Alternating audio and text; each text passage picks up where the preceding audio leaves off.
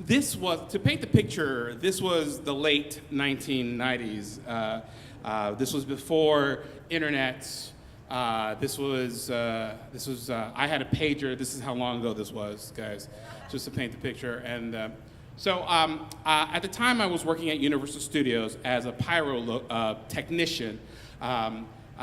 For the Waterworld show, the Beetlejuice Rockin' Graveyard Review, any sort of show that was happening, the Wild West stunt show that was happening at the theme park.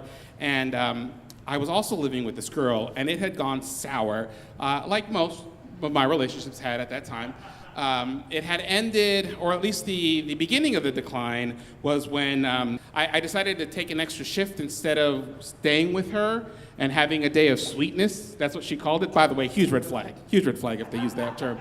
And so she came to my job into the break room, and she grabbed my lunch and she threw it on the wall in the Universal break room in front of everybody.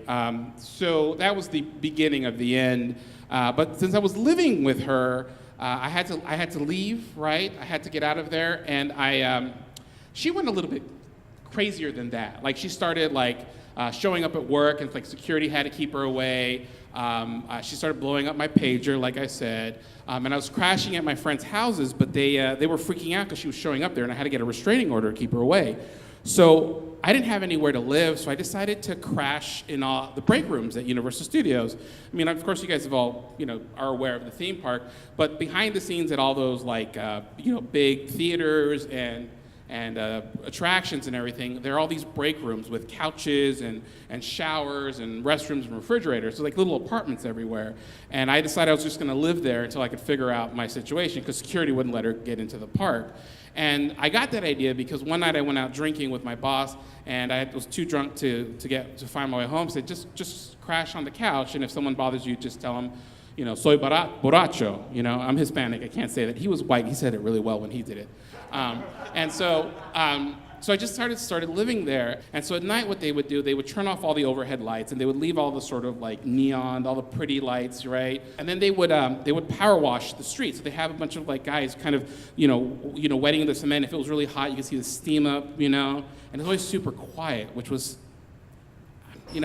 I guess it's hard if you spend 8 hours a day in that park, and it's just, people going, "Where's the restroom? Take my picture." And there's all these announcements, and there's all movie soundtracks, just to kind of hear the silence. And every once in a while, there'd be a part of the park where you could hear a little bit of music, like a little bit of Jurassic Park, because they wouldn't turn it all the way off all the time.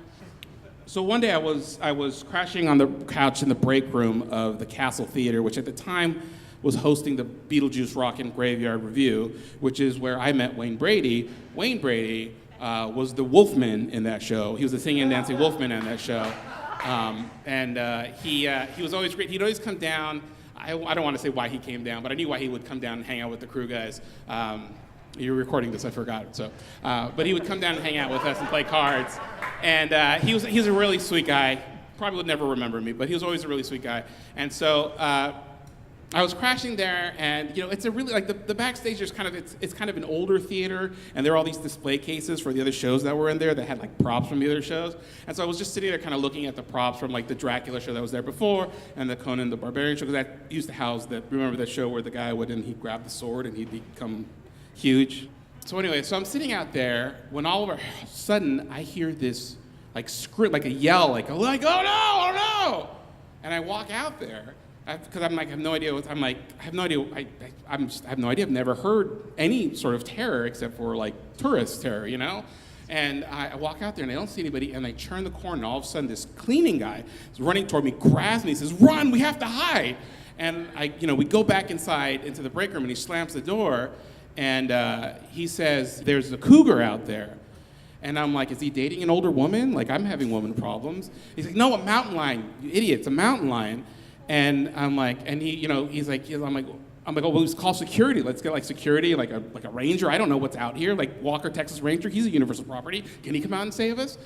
And he's like, "No, we can't call anybody." And I was about to kind of fight him when I realized the reason he didn't want me to call anybody was because he reeked of marijuana, right? And I'm like, all right, I guess we can wait it out. And he's just like, "Yeah, but my friend is out there. My friend Pablo's out there." And I'm like, "Pablo?" And I'm like, "Yeah." And I'm like, "Shit, that's not good." And the thing about Pablo was someone that was kind of notorious in the park because a few years ago, the rat problem at the park had gotten out of hand.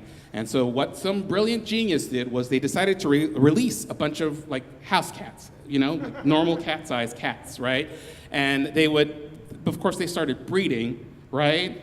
And so it was one of those things, like, the cat problem came out of control. They had to set cat traps out. But Pablo hated the cats. And so whenever he saw a cat, he would kick it, right? Or he would trap it, or he just hated the cats. He was kind of an asshole. Everyone knew who he was because he was kind of an asshole about things, right?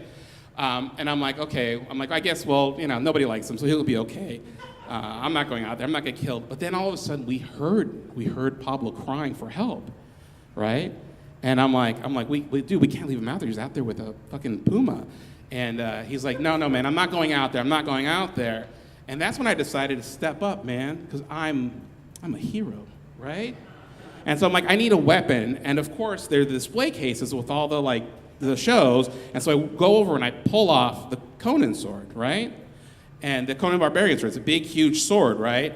And I'm gonna do this. I'm gonna go out there and I'm gonna save this man. I'm gonna be a hero. And I open the door and I walk out there and I start walking out there and I realize as soon as I hear the door shut behind me, I am an idiot. What am I gonna do, right? How am I gonna wield this Atlantean sword toward this, big mountain lion, right? What am I gonna do with this? When I grabbed the sword, I didn't grow 4 inches and become Arnold Schwarzenegger. I was a solid 5'11" and sadly the best shape of my life, but still, I didn't think I could take this cat. But then I thought for a second, I'm like, this is a city cat though. I could take a city cat. I grew up in the mean streets of Monterey Park, man. I could do this. I could take this cat. And then I started thinking like, okay, do I really want to do this? But I'm like, I haven't really done anything with my life, right? I was 19 years old. I dated a series of a lot of crazy women. And it's like, what happens if I die? Like, when I go to St. Peter, what am I going to say? Yeah, the sex was great, even though she accidentally almost hit me with her car? Like, that's not what I want to say. I don't want to die that way. But I was like, I was committed to this, right? I was committed to going out there, and I was going to save him. And I'm walking around, I'm going toward the cries, and I'm heading toward where I know that he is. And as I'm coming up closer to it, I can see the cat, the big puma, right? And he's pacing near a dumpster, right? One of the dumpsters that's hidden in the park, and he's pacing there. And I take a moment, and I take a deep breath. Before I go on, there's 2 things that I didn't realize before I did this. One, the sword that I had in my hand was a prop sword, right? So it was about as deadly as a butter knife. But the second, and I guess most important thing in this story is that mountain lions are a thing called ambush predators, and they actually don't put up a fight. They rely on surprise. So as soon as the cat heard me hyperventilating out of fear, it took off. And so I went over there and I helped Pablo get out of the dumpster. He had this huge cut on his forehead. He hit his head when he went into the dumpster. And then I helped him to go get it checked out, and I ended up not doing anything, which I guess was a good thing because if things had gone south and he was eating Pablo when I showed up, I would have had to save us from a man-eater, right? The deadliest game in the world. But I ended up getting him out, and he was totally fine. But there were so many questions that I was never allowed to sleep there anymore because I just was too scared of getting caught and getting eaten by a man-eating cat. So that's my story. Thank you.